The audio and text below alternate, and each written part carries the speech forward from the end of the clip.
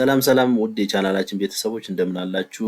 ይህ በየዕለቱ የሚቀርበው ልዩ መረጃችን ነው። እንድትከታተሉን እየጋበዝን ለቻናላችን አዲስ ለሆናችሁ ሰብስክራይብ በማድረግ ለሌሎችም ተደራሽ በማድረግ እንድትተባበሩን እየጋበዝን ወደ መረጃዎቹ እናልፋለን።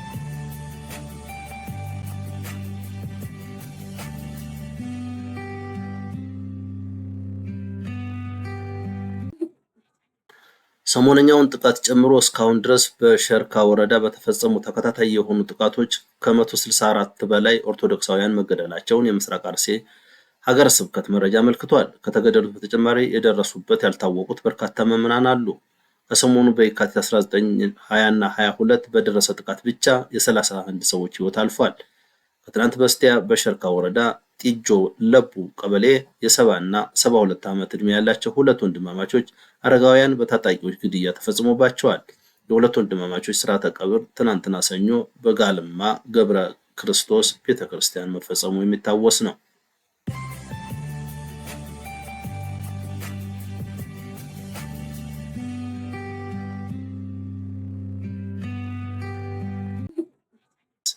የካቲት 23 2018 ቲቢኤስ ከተባለው የቴሌቪዥን ጣቢያ ቆይታ ያደረጉት የቀድሞ የትግራይ ኃይሎች ከፍተኛ አመራር ብርጋዴር ጄኔራል ጉሽ ገብረ የኤርትራ መንግስት እስካሁን ከ12 በላይ የኢትዮጵያ ትግራይ ክልል ግዛቶችን በኃይል ይዞ ይገኛል ብለዋል።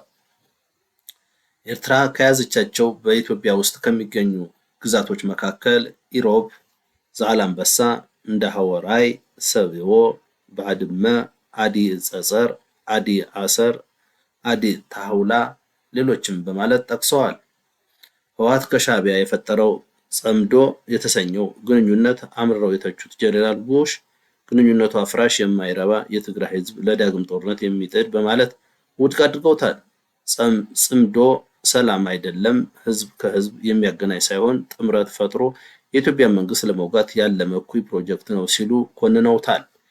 ሰሞኑን እያንዣበበ ያለው የትግራይና የብልጽግና ጦርነት ምን ላይ ሊደርስ እንደሚችል ይህ አንዱ ማሳያ ነው።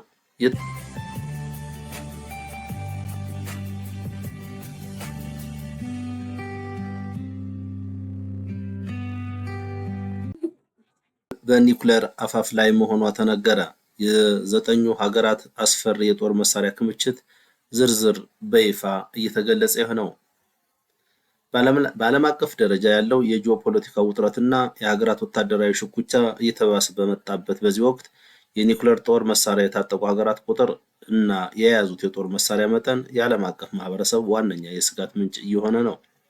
እንደ ፌዴሬሽን ኦፍ አሜሪካን ሳይንቲስትስ እና መሰል የጥናት ተቋማት እንደገለጹት የ2026 መጀመሪያ መረጃ መሰረት በማድረግ ይፋ ባደረጉት ሪፖርት መሰረት በአሁኑ ወቅት በዓለም ላይ 9 ሀገራት ብቻ የኒውክሌር ጦር መሳሪያ ባለቤት መሆናቸው ተረጋግጧል።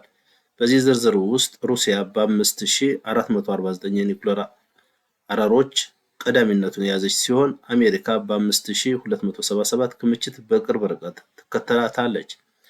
እነዚህ ሁለት ልዕለ ኃያላን ብቻ የዓለማችንን 90 በመቶ የኒውክሌር ኃይል የተቆጣጠሩ ሲሆን የቆዩ መሳሪያዎቻቸውን በአዳዲስ የመተካትና የማዘመን ስራ ላይ በስፋት ተሰማርተው ይገኛሉ። ቻይና በበኩሏ ክምችቷን ወደ 600 በማሳደግ በሶስተኛ ደረጃ ላይ ልትቀመጥ ትችላለች። የአውሮፓዎቹ ፈረንሳይ እና ዩናይትድ ኪንግደም በቅደም ተከተል 290 እና 225 የኒውክሌር ጦር መሳሪያዎችን የታጠቁ ሲሆን በኤስያ ደግሞ ፓኪስታን 180 እንዲሁም ህንድ 170 የሚጠጉ አረሮችን ይዘው ይገኛሉ። እስራኤል የኒውክሌር ባለቤትነቷን በይፋ ባታምንም በዓለም አቀፍ ደረጃ 90 የሚደርሱ መሳሪያዎች እንዳሏትም ይታመናል። ዓለም ወዴት እየሄደች ነው የሚለው አሁንም አሳሳቢ ነው። ከዚህ በተጨማሪ ሰሜን ኮሪያ ደግሞ ምንም እንኳ ቁጥሩን በትክክል ለማወቅ አዳጋች ቢሆንም 50 የሚጠጉ የኒውክሌር መሳሪያዎች ሳይኖሯት እንደማይቀር ይገመታል።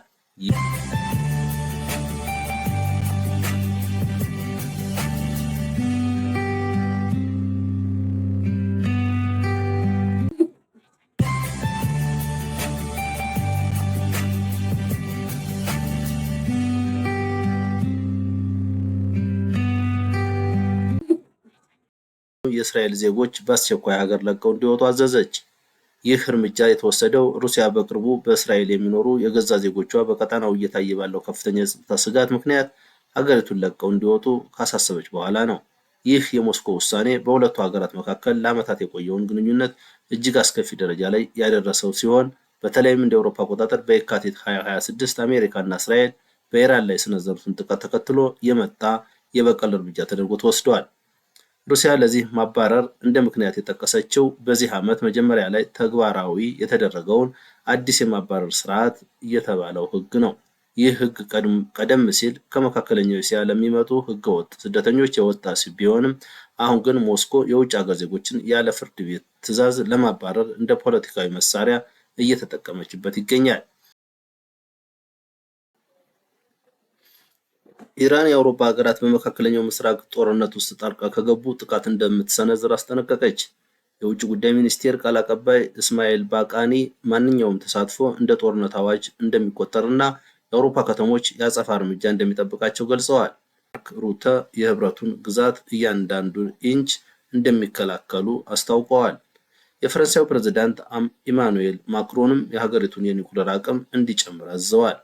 በተያያዘም ሂዝቦላ ከእስራኤል ጋር ይፋዊ ጦርነት መጀመሩን ያወጀ ሲሆን የነዳጅና ጋዝ ዋጋ በአውሮፓ ገበያ ላይ ከፍተኛ ጭማሪ አሳይተዋል።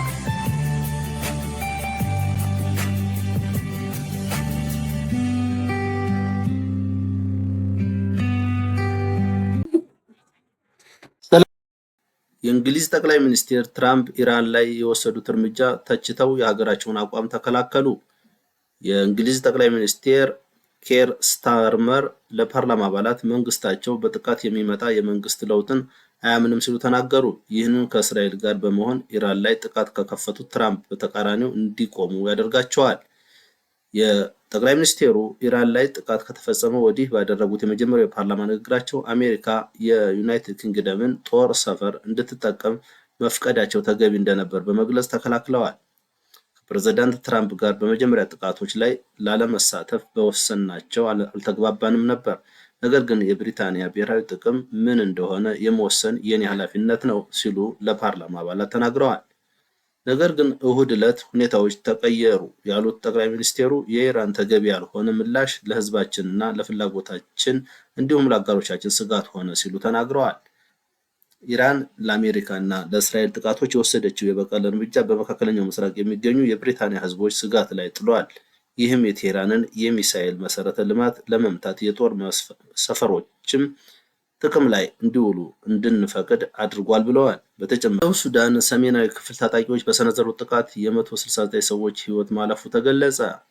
በደቡብ ሱዳን ሰሜናዊ ክፍል ታጣቂዎች በአንድ መንደር ላይ በፈጸሙት ጥቃት ቢያንስ 169 ሰዎች መገደላቸውንና አስክሬናቸውን በጅምላ መቃብር ማረፉን የአካባቢው ባለስልጣናት ለኤኤፍፒ ገለጹ።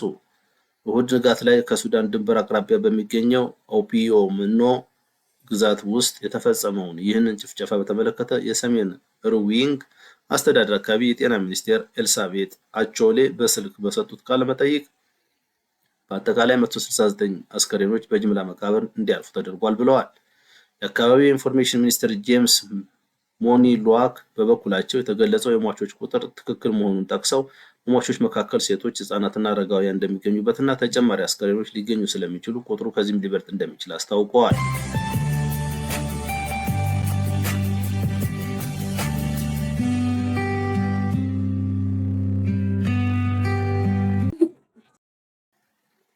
የኢራን ቀይ ጨረቃ ማህበር ጦርነቱ ከጀመረ ወዲህ 787 ሰዎች መገደላቸውን ገለጸ። የነዳጅ ዋጋ በከፍተኛ ሁኔታ አሻቀበ።